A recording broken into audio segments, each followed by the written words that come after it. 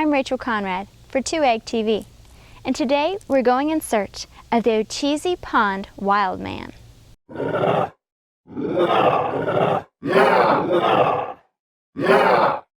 Did the people living around this Florida swamp really capture a Bigfoot all the way back in 1884? The evidence indicates that they did.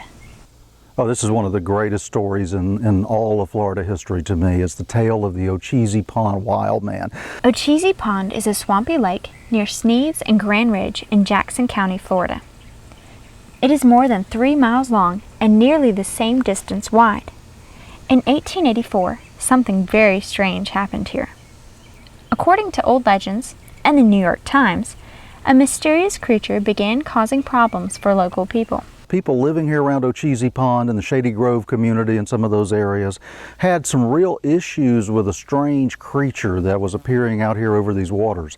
The story is that they saw this thing. They couldn't tell what it was, but it was coming up. It was raiding their gardens at night. It was stealing their chickens.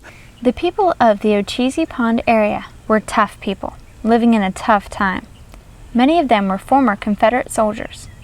They organized themselves and went after the creature. And so they decided to go out and find this thing and see what it was.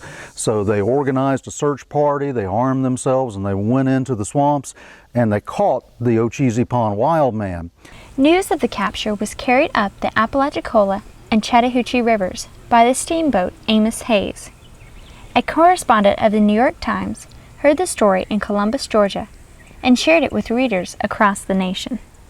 They brought the wild man out. The description that appeared in the New York Times indicated that he was emaciated or very thin, covered completely with hair from head to toe, and that he couldn't speak. He was unintelligible, they said.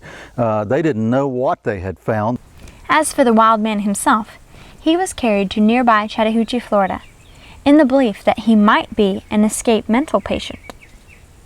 They were like, we have no idea what this thing is. So being smart Floridians, they just sent him to the governor's office, and they sent this thing on the railroad to Tallahassee.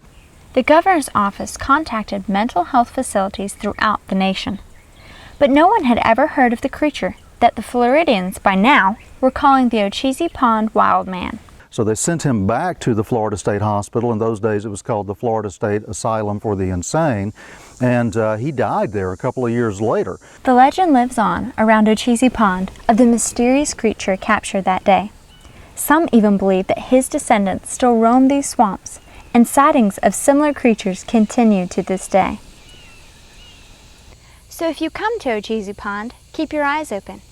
You never know what you might find. I'm Rachel Conrad for 2 Egg TV.